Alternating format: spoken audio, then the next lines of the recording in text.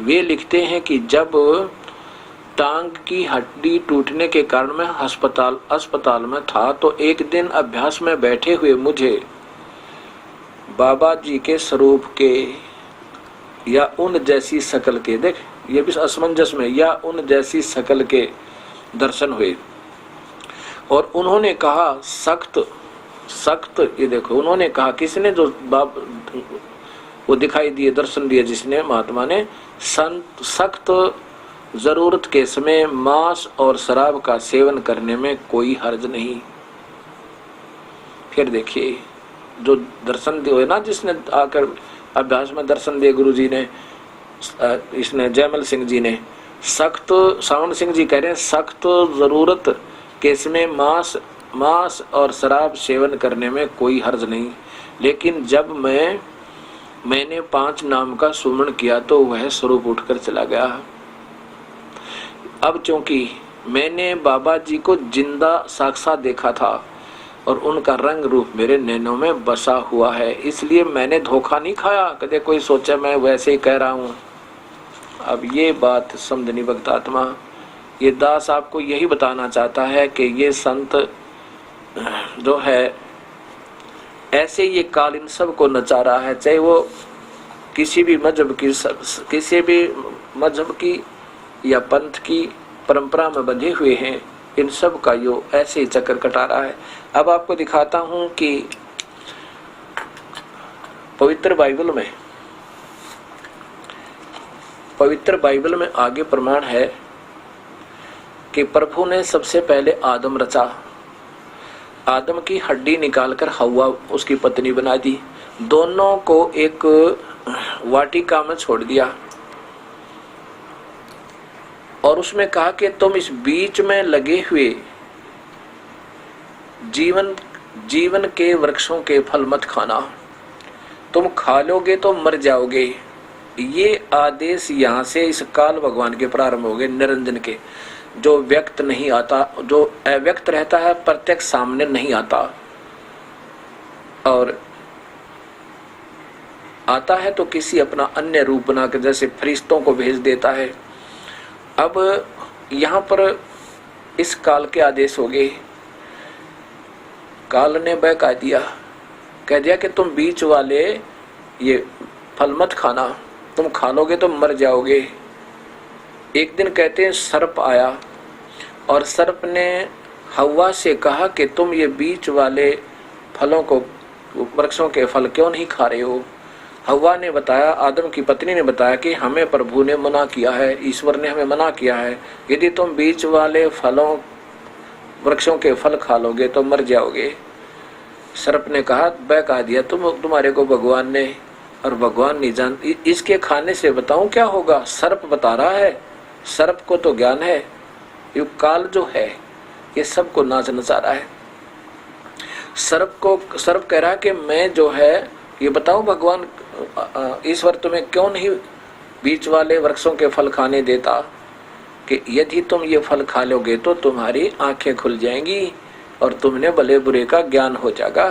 और प्रभु नहीं चाहता कि ये मनुष्य मेरे जैसा हो जावे, कहीं मेरे मार्ग में बाधक पड़ जावे। राजनीति ये काल है, ये ब्रह्म है, ये क्षर पुरुष है, ये सबको नचारा। अब देखियो तो उन्होंने क्या किया, वो खा लिया, उन्होंने वो बीच वाले फल, उसकी पत्नी ने, हव्वा ने कहा अपने पति आदम से कि हम ये बीच वाले फल खाते हैं और हमें दिखाई देने लग जाएगा, अच्छे भले बुरे का ज्ञान हो जाएगा। तो तब परमेश्वर वो भगवान आया और कहा कि तुम, तब उन्होंने दिखने लग गया कि उन दोनों ने जो फल खा लिया, बीच वाले जो वृक्ष थे उनके, जिसको मना किया था भगवान ने ये नहीं खाना, तो उनको अपने आप को पता लग गया तुम तो निवस्त्र हो, और शर्म आने लगी। ऊपर से कहते हैं आकाशवाणी हुई भगवान की कि तुम कहाँ हो हव्वा और आदम।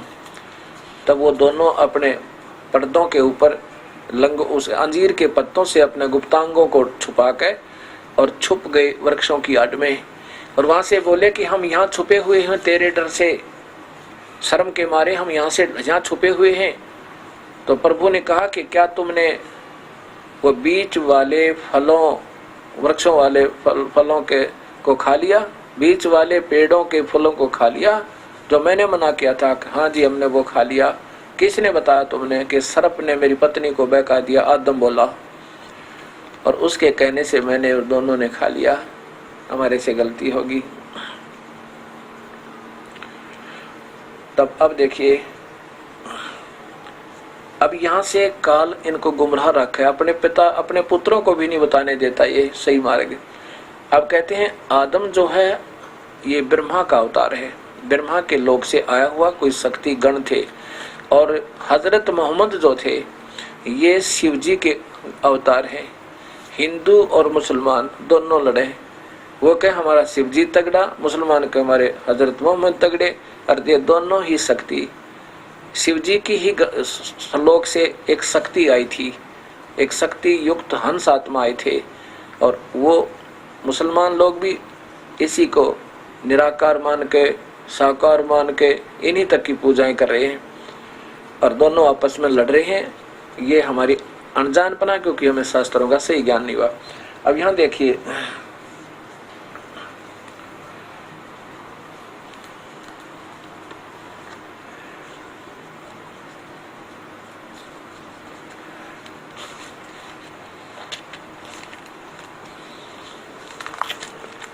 अब ज़्यादा ना सुनाकर आपके थोड़ा सा दिखाता हूँ, ये देख लो। इसके बाद फिर ये कुरान शरीफ आपको सुलझेगी। ये वही पवित्र बाइबल,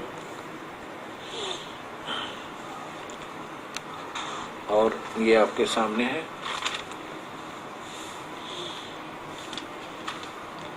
इंडिया बाइबल लिटरेचर 67 रकबार रोड, कलफक, मद्रास, दुर्वासित ने। और यहाँ देखो इसका प्रश्न नंबर, ये तो चल ही रहा था पहले, इसके बाद यहाँ तुरंत ही बात देखना। ये प्रश्न नंबर ऊपर देखिएगा इसका 3 पे, हव्वा की सृष्टि। परमेश्वर ने आदम को भूमि की मिट्टी से रचा और उसके नखनों में जीवन श्वास फूंक दिया। ये तो रचना का मार्ग। अब देखो हव्वा की सृष्टि की, यहाँ देखो। अच्छा, यहाँ नीचे इस आदम का पतन, मनुष्य का पतन, आदम और हव्वा की परीक्षा। यहोवा परमेश्वर ने जितने बैनल पशु बनाए उन सब को, उनमें सबसे सर्प धुरत था, और उसने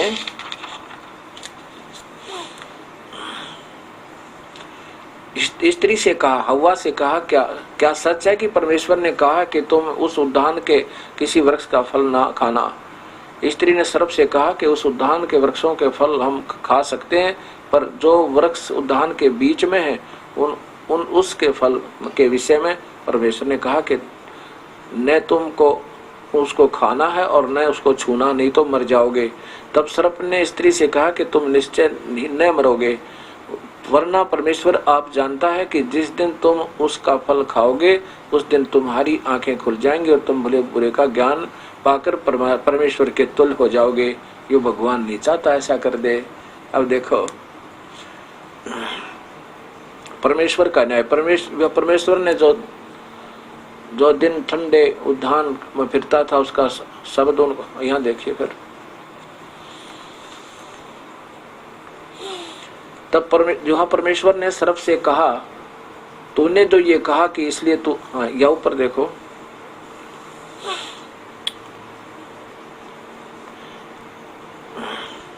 यहाँ परमेश्वर ने पुकारा, आदम से पूछा तुम कहाँ हो?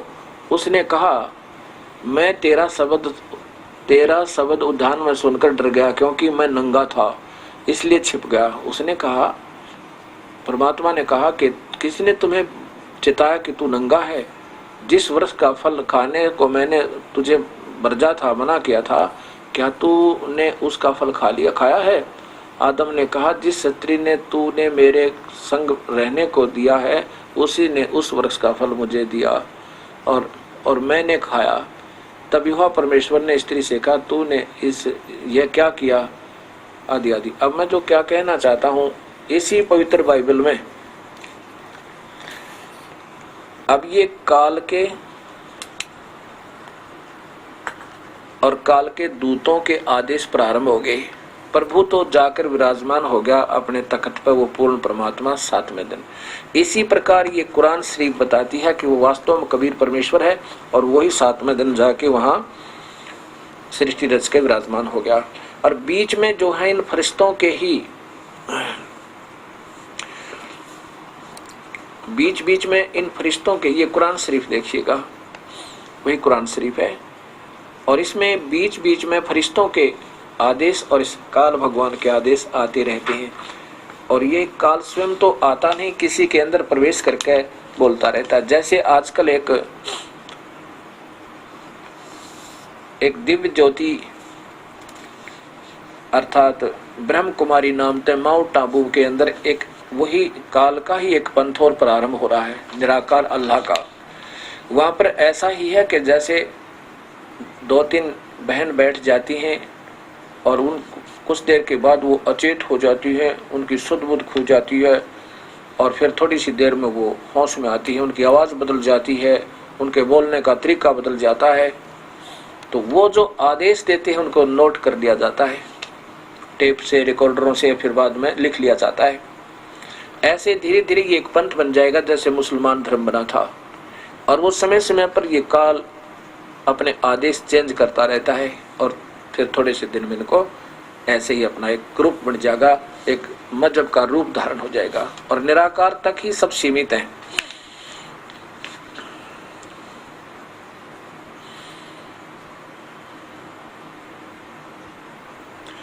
अब इसमें कुरान शरीफ में, चारों कुरानों में ऐसे ही ब्रह्म बोल रहा है और साथ में कुरान शरीफ में कुछ उसके फरिश्ते भी बोलते रहते हैं। ऐसा भी प्रमाण दिखाता हूँ। पवित्र बाइबल का 60% अंश चारों कुरानों में है, पवित्र बाइबल से। क्योंकि सबसे पहले आदम से ही ये परंपरा चली, फिर उसी में अब्राहिम जी हुए, हजरत अब्राहिम के बाद ईसा जी हुए, और भी कई आए बीच में। हजरत ईसा जी हुए, ईसा जी के बाद फिर ये हजरत मोहम्मद जी हुए। इन सब का मिलता जुलता है। ये देखिए पवित्र बाइबल, पवित्र कुरान में उसी पवित्र बाइबल का फिर थोड़ा सा अंश है। ये है कुरान, ये है कुरान अनुवाद है सूरतल बफरती 2 का, प्रश्न नंबर 33 है। ये कुरान है, वही पर देखिए कुरान शरीफ और अलिफ लाम मीम सूरतल बफरती, इसमें क्या लिखा है नीचे देखिए। यहाँ से आइए प्रश्न नंबर 33 पे। आदम को जब नाम बता दिए, अल्लाह ने कहा मैं जानता हूँ जो तुम नहीं जानते। और फिर आदम को सब चीज़ों के नाम बता दिए, फरिश्तों के सामने पेश करके उनसे कहा कि तुम सच्चे हो तो तुम मुझको इन चीज़ों के नाम बताओ। फरिश्तों, अब नीचे देखना, यानी वही है ये। जब हमने खुदा ने फरिश्तों से कहा कि आदमी की ओर सजद करो, और इब्लिस शैतान को छोड़कर सारे फरिश्तों ने सजद किया, उसने न माना और घमंड में आ गया और काफिर अवज्ञाकारी हो गया। अब देखो, और हमने कहा कि ए आदम, मैं तुम और तुम्हारी बीबी भविष्य में रहो, बसो, और उसमें जहाँ कहीं से तुम्हारा जी चाहे इत्मीनान से खाओ, और इस पेड़ के पास मत भटकना। ये काल बोल रहा है, ऐसा करोगे तो अन्यायियों में हो जाओगे। बस शैतान ने दोनों आदम और हव्वा को उसी पेड़ कारण बहकाया और उस पेश से निकलकर छोड़ा जिसमें वे थे। हमने हुक्म दिया कि तुम उतर जाओ, और बाद लोगों को के दुश्मन रहेंगे। फिर आदम ने, या देखो, अपने पालनकर्ता की कुछ बातें प्राप्त की तो अल्लाह ने उसकी तौबा मान ली। बेशक वह बार बार क्षमा करने वाला बेहद मेहरबान है। और हमने हुक्म दिया कि तुम अब यहाँ से उतर जाओ, और फिर अगर मेरी तरफ से तुम लोगों को के पास कोई हिदायत पहुँचे तो मेरी हिदायत की पैरवी करेंगे, उन पर न तो डर होगा और न वो दुखी होंगे। अब ये काल बोल रहा है, जगह जगह पर इस काल ने ऐसे ही काफी आदेश दिए। अभी आपको दिखाता हूँ।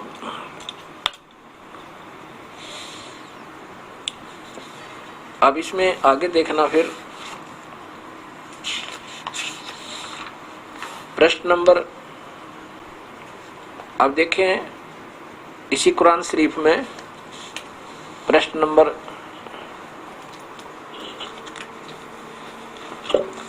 ये देखिएगा यहाँ पे, ये कुरान शरीफ और ये सूरह है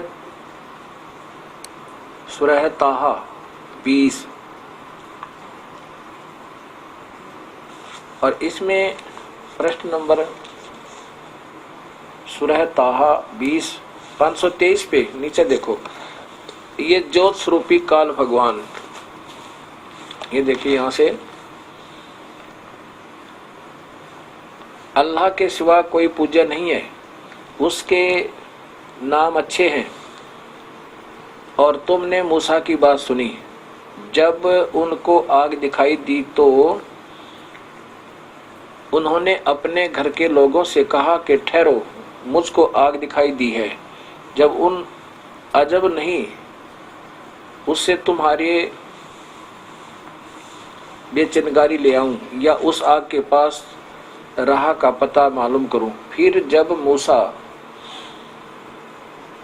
आग के पास पहुंचा तो उन्होंने कहा, आवाज आई कि ए मूसा, मैं तेरा परवरदिगार हूं। यह ज्योत स्वरूपी दूर तो दिखा प्रकाश रूप है, मैं तेरा परवरदिगार हूं।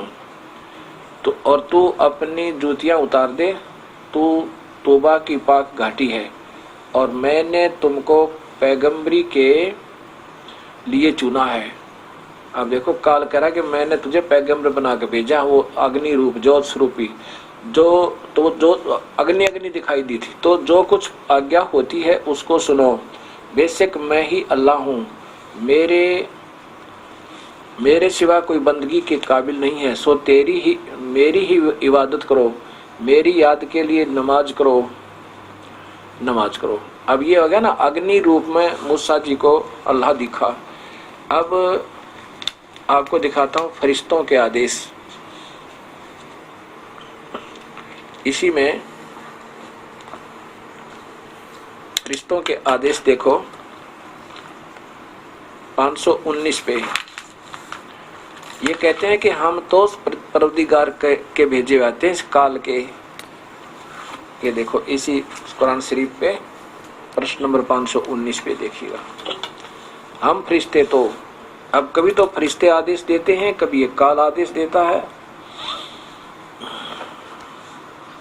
ये 519 पृष्ठ है, और यहाँ नीचे देखिएगा, हम फरिश्ते तुम्हारे पालनकर्ता के बिना हुक्म नहीं आते। जो कुछ हमारे आगे होने वाला है, जो कुछ हमारे पहले हो चुका है, जो कुछ इन दोनों के बीच में है, सब उसी के हुक्म से है। तेरा परवरदिगार भूलने वाला नहीं है।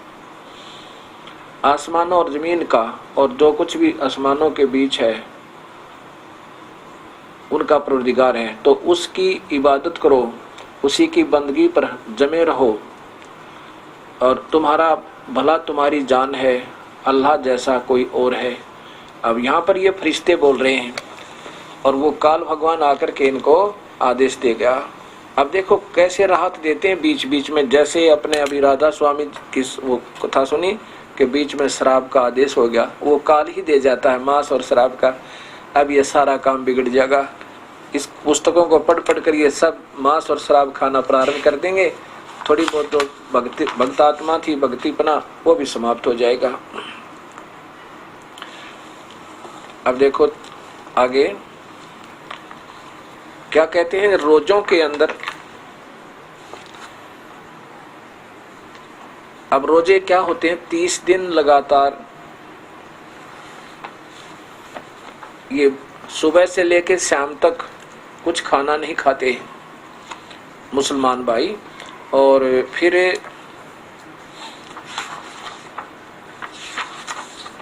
ऐसे रोजे रखते हैं। और उन दिनों पूर्ण ब्रह्मचर्य पालन करने का आदेश हजरत मोहम्मद जी के समय था। फिर ये काल के दूत बीच बीच में आके किसी के अंदर प्रवेश करके मांस खाने का आदेश दे देते हैं, हम तुम्हारे परवरदिगार हैं, हम तुम्हारे फलाने खुदा के भेजे हुए हैं, तुम ऐसे कर दो। वो बेचारी भोली आत्मा डरती डरती और फिर उनके आदेश को स्वीकार कर लेती है। अब देखिएगा,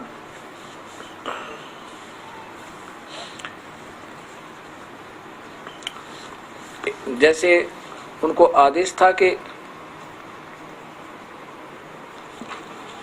रोजों के दिनों में तुम अपनी पत्नियों के पास नहीं जाना, रोजे के दिनों में जाओगे तो तुम्हें पाप लगेगा, नुकसान हो जाएगा, परवरदिगार रुष्ट हो जाएगा, ऐसा था। फिर ये अब क्या बताऊं, क्योंकि ये थोड़ा सा लिखा है धार्मिक ग्रंथों में, दिखाना पड़ रहा है ताकि आपके हृदय में ये जच जाए कि दास जो कहना चाहता है बिल्कुल 100 का 100 सत्य है। ये बीच में जो काम बिगाड़ जाते हैं काल के दूत और काल, और सबको गुमराह करके यानी बुराइयों पर लगा देते हैं, मांस खाने पे ऐसे सब छूट देते रहते हो। किसी में प्रवेश करके कहते हैं मैं तेरा परवरदिगार बोल रहा हूँ, मैं हनुमान बोल रहा हूँ, मैं फलाना काली माता बोल रहा हूँ, दुर्गा बोल रहा हूँ, मुझे बकरा चाहिए, फलाना चाहिए। तो ये भोली आत्मा डरती हुई स्वीकृति दे देती है।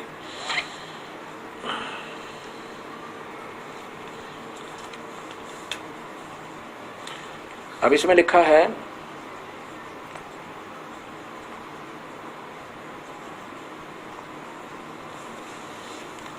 ये कुरान शरीफ, और इसके ये देखिएगा यहाँ प्रश्न नंबर ये 65 है।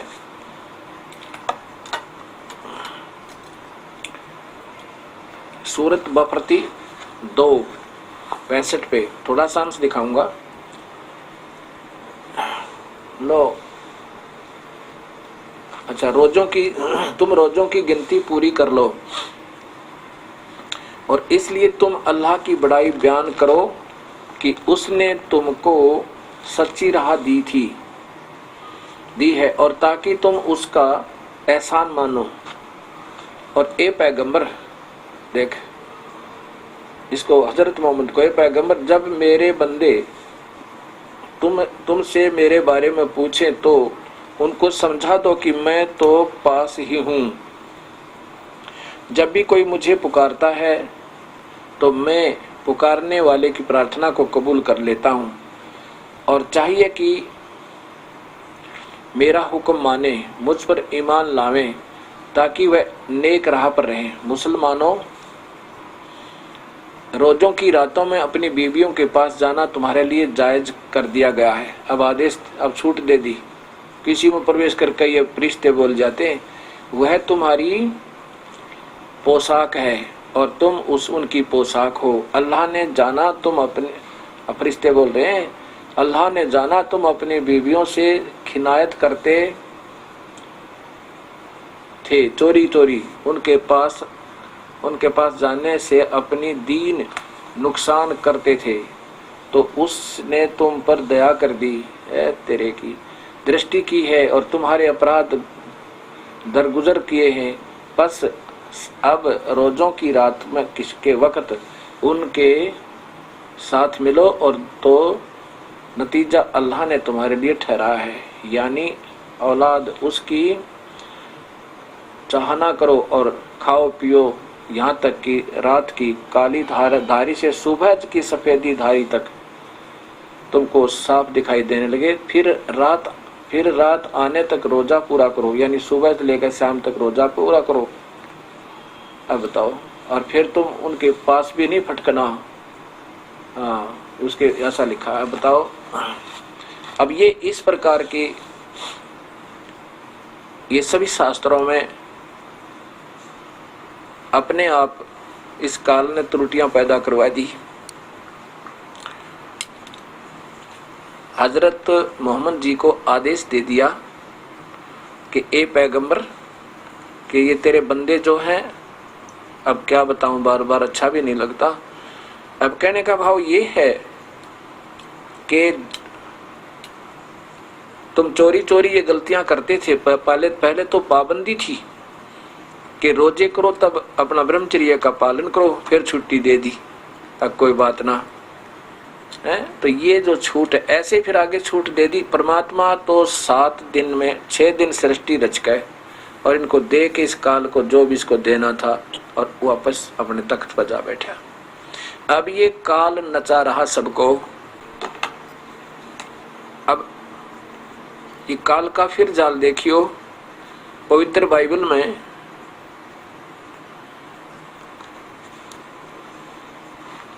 इसमें छूट दे दी काल के फरिश्तों ने कि तुम ये मांस खा सकते हो, जबकि प्रभु तो मना करके चला गया कि नहीं खाना। ये काल के दूत, शुद्ध और अशुद्ध पशु। फिर यहोवा ने मूसा और हारून से कहा, ए इस्राएलियों से कहो कि जितने पशु पृथ्वी पर हैं उन सब को सब में से तुम उन पशुओं को का मांस खा सकते हो, पशुओं में से